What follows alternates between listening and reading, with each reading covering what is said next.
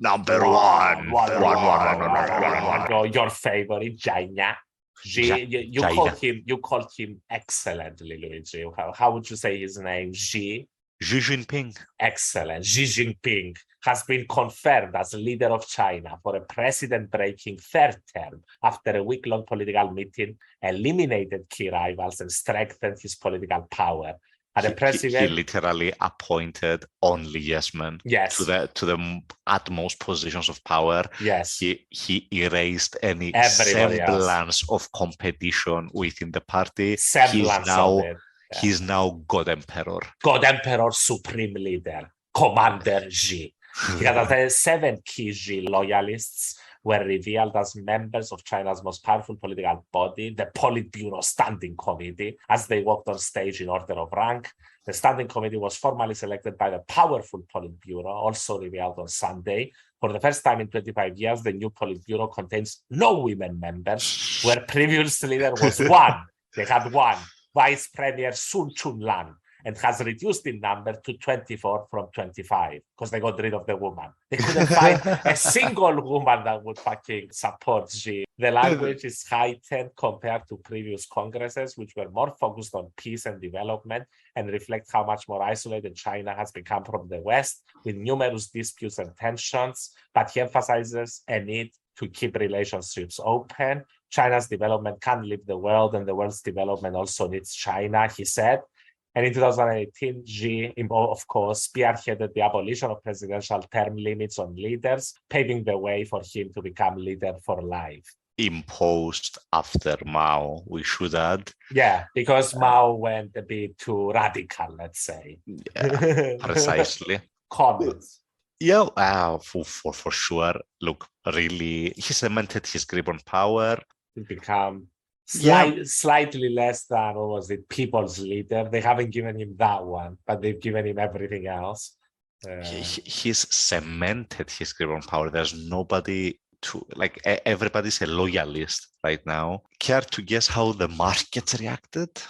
Oh, yes, please. They didn't really like it. They didn't like it, wow. Stock market sold off. Like, people were just sending money out of China, foreign investors, obviously, trying to withdraw money. The Chinese have 2 currencies, right? They've got the onshore and the offshore one. And the one for exports and the one for domestic. Exactly. Reasons. The reason that they have 2 currencies is because they have capital controls in place, and it's much easier to do capital controls when you've got 2 separate currencies. The offshore one fell to a low since records began, which was like 2010. So it's at the record low since 2008 or something. Yeah, so people don't like it. It basically signals the following. For the last 40 years, the government's main priority was economic growth, have a very strong economy. And now it's probably going to go back to conservatism. Nationalism, akin to fascism. National identity sort of style. And right wing, we're going to go right wing. Yeah, and it really, like, it rhymes with what the other stuff she has done so far, which is basically crack down on anyone. Everything, on everything, like, especially business leaders. Remember Jack Ma? Remember when we disappeared Jack Ma for Pepperidge Farm remembers. Or like the zero COVID lockdowns that are still going on. He doubled down on those. He's got a Stalinist approach to power. Very paranoid, paranoid, and very, very, very into allowing the Communist Party apparatus to infiltrate every aspect of Chinese life. Because unfortunately, that's the only way you stay in power in a nation that big. You need the 1984 monitor. It's the 1984 approach, and China has achieved it to a remarkable degree. Orwell would be fucking terrified. Would be blushing. He'd be blushing. But let me go into story mode then, and read you a little bit about it. I found it very interesting. It's an in-depth article about his life, and it gives you some insight into how he became the commander he has become. He had a really tough life. It's just short version. He initially, definitely, but he was born a red princeling, a child of the Communist Party elite in 1953, 4 years after Mao declared the establishment of the new People's Republic. His earliest years were a gilded, gated existence as a child of a senior party leader. He was educated in the elite August First School, a cradle of future leaders. The Cultural Revolution launched by Mao in 1966 as part of an internal power struggle shattered that world permanently, but there had been earlier warnings of horrors to come. In 1962, when Xi was 9, his father had a spectacular fall from grace. Accused of leading an anti-party clique in an obscure world of elite Chinese politics, part of the case against him was support for an obliquely critical novel. The elder Xi was sent into internal exile, managing a tractor factory hundreds of miles away. Then came the chaos of the Cultural Revolution, when violent gangs of ideologically crazed teenage Red Guards held all of China ransom. At its peak, the elder Xi was beaten, publicly interrogated, and paraded through the streets. That was his father. He spent most of the following decade in prison. His downfall meant the next generation of his family became targets too. Xi Jinping's half-sister is thought to have killed herself after intense persecution. In 1968, as part of Mao's campaign to send young children to the countryside to be re-educated by peasants, Xi was sent to live in a tiny village in China's northwest to help with backbreaking rural labor, the rurals. In the official narrative, Xi's endurance of hardship in this period toughened him. The place has now been turned into a pilgrimage site. These years left him with a sense of threat and insecurity that would last his entire life and manifest in his policies once he achieved ultimate power, analysts say. A little bit of armchair psychology. His father was a liberal, but he went to jail. To avoid his father's fate, Xi learned to do things in an opposite fashion, said Willie Lam, a veteran China watcher. The turmoil of that time traumatized everyone who lived through it. After Mao's death, China's leaders concluded that power should never again be concentrated in the hands of a single man, to such a degree, let's say. They set up a system of collective leadership that lasted until Xi's rule.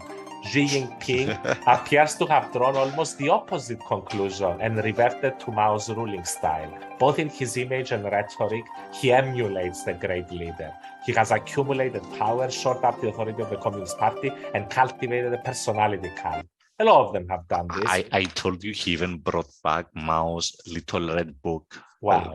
There was a book that every person was given. The infamous red book, yes.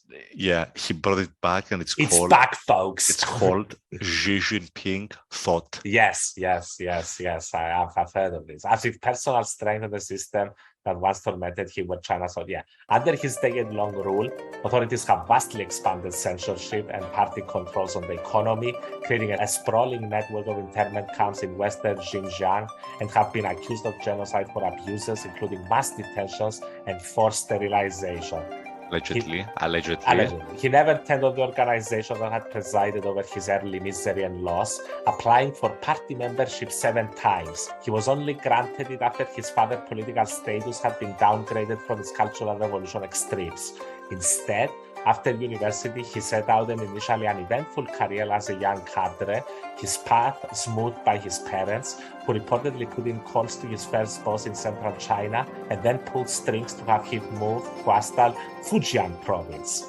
He spent the best part of 2 decades there, rising slowly but steadily through party ranks, from a peripheral district to provincial party chief, while commuting to Beijing to spend time with his glamorous second wife, the singer Peng Liyuan. Xi was in Fujian when one of the biggest corruption scandals of recent decades came to light. Authorities raided the Red Mansion, where a wealthy businessman treated officials to food, drink, and sex workers in order to curry favor for his projects. Yet somehow, he emerged personally unscathed. Instead, he may have taken away a heightened sense of how corruption was eroding public faith in the party and how anti-corruption drives could be used to target political rivals. Purges have been a key instrument in his consolidation of power over the last decade, reaching to the very top of the party. And then finally, when he was not yet 40, another traumatic upheaval sharpened his instinct for autocracy. This time, a geopolitical collapse rather than a national personal crisis. The end of the Soviet Union in 1991, after Mikhail Gorbachev's attempts at reforms, has handed China's Communist Party to Xi.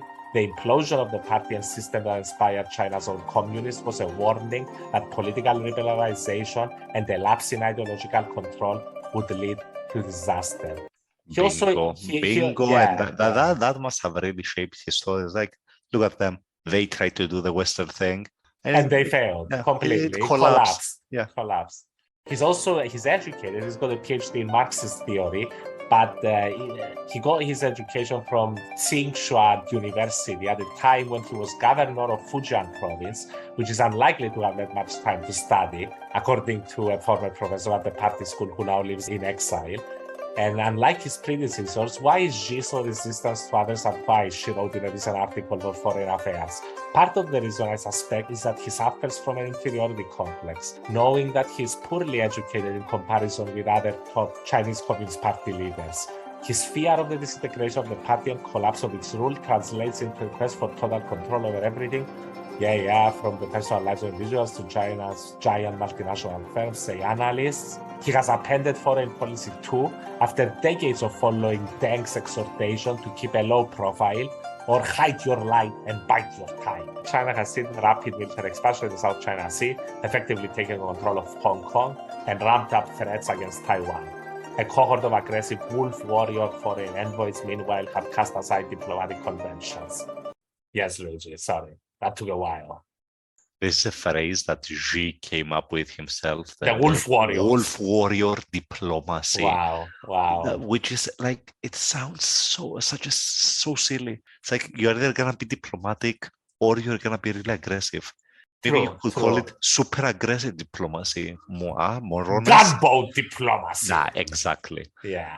And I thought this line was extremely prescient as well. In their eyes, the nation was fought for and won by their father's generation, said Song, a US-based historian of the Cultural Revolution. It belongs to them and their families. That's what's been happening, really. Xi wants the country. It's his, it belongs to his and his family, and that's what you want. It's Xi's world. You're just living in it. Yeah, and he wants to go the Stalin way, doesn't he? He's already done it without the complete, darkness that implies, in terms maybe slightly lighter touch. Yeah. So a bit lighter. I mean, yeah, definitely. If there were, I don't know. I mean, the body count under Stalin. It's a good one. It's a high one. Probably like top fives. top two probably.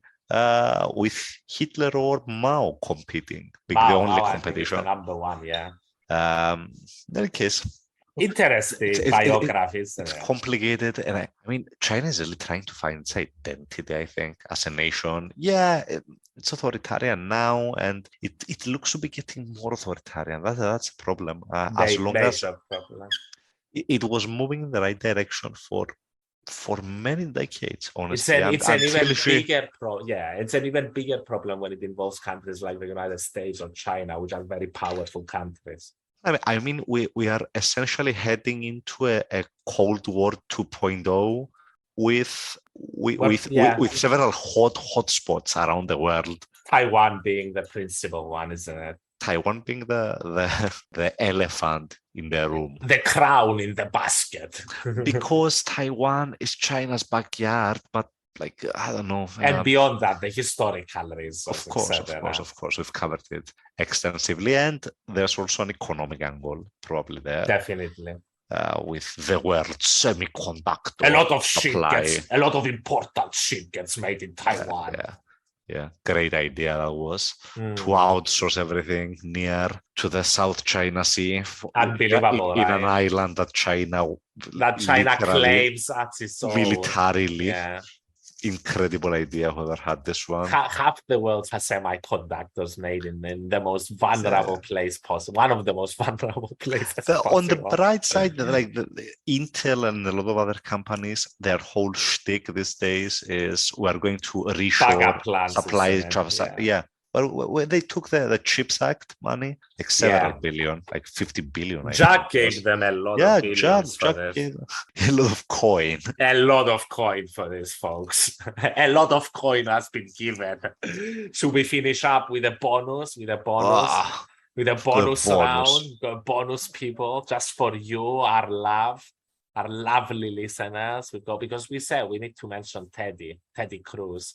Cancun Cruz. He got booed by Yankee supporters in New York. He didn't get booed. He got annihilated. He speaks for all of us. That beautiful support there. You racist piece of shit! Fuck you! Fuck you, man! You suck! You fucking suck, dude! You're a disgrace! You go to fucking hell, dude! Remember when Trump called your wife ugly? Remember that? Remember when Trump called your wife?